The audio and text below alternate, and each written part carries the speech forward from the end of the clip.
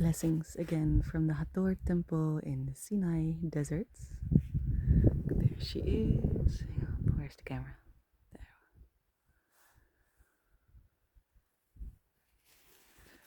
As I am dancing through this temple and singing and walking and just so deeply enjoying being here, I received more information about the ultimate sacrifice. Because the giving of the blood is definitely an offer, a sacrifice that is the ultimate sacrifice, but it goes beyond that. It's about really fully claiming what Hathor said, feminine beauty. And then I felt into myself and also realized that for me it feels very safe to hide myself in white clothes or not really take care of my body and call it convenient, or I don't have time because I'm a mother and there's children to take care of. But there is a deeper part to this. And that is that I am terrified to truly be seen. And if I were to really express my natural beauty, really express it, then people might look at me and it might be dangerous. So the ultimate sacrifice is to lay down this generations old guards around sensuality and expression, and to become a fully embodied, sensual, beautiful woman that allows herself to be seen and is not afraid to be seen. Or if she's afraid, she breathes into her womb and into her heart and feels that she is sovereign and powerful and that nobody can tell her what to do or how to do it because we're in the womb. And nobody can possess me or take what I'm not willing to give unless I allow it. And this brings me to an experience that I had here that I would love to share about. It was in Luxor. I was being shown around by a man, and he was really kind, and like we had a very good conversation, and we're laughing. At some point, he looked at me and said, "Can I give you a hug?" And in that moment, I felt he does not want a hug. He wants to have me. He wants to have something from me. Take it.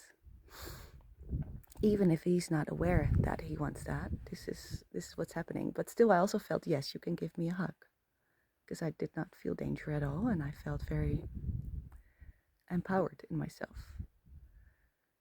So we hugged, and yes, of course, one hand goes down to my butt, and the other one stays on my back, but he starts kissing my neck.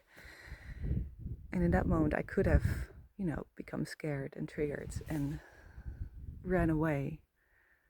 But I did not feel any of that. I just told him, enough. That is enough. Thank you very much. And he stopped because he felt the power of my words. And he also felt that I could still see him and receive him in his surges. I did not try to shame him or blame him. But it was enough, and it was not okay. And after that, he continued showing me around, and then we sat down and we talked about it. And I told him, I expressed to him about boundaries and how it's very beautiful for me also to see that he can accept the no. That if I express my boundary in that way, he receives it, and that, we can all have feelings that come up, and it's good that we can become more aware of them and control them, that we don't feel the need to act on them and possess this feminine beauty that was in front of him.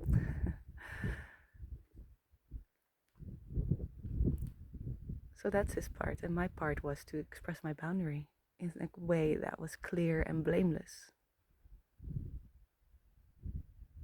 And then from that point, we had this beautiful conversation about this danger that women have felt towards men for centuries, for generations, and how we can step up as women and as men in this to rewrite the story and create a new way of engaging with each other and with these energies that come up, because they do. And after that, he asked, can I give you a hug again? And this time, no sexual energy, I just from heart to heart. And we did, and it was a beautiful, beautiful heart-connected hug. And I think this is the power of the feminine, to transform through love, to heal through love, to remain present,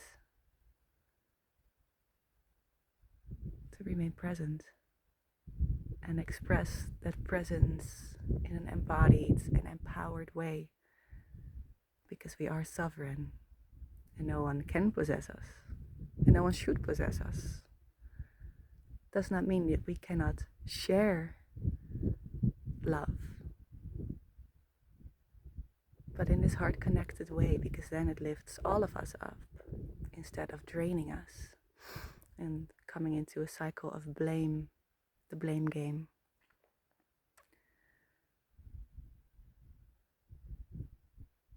So this related to the channeling on beauty from Hathor earlier, and me making the ultimate sacrifice, which is stepping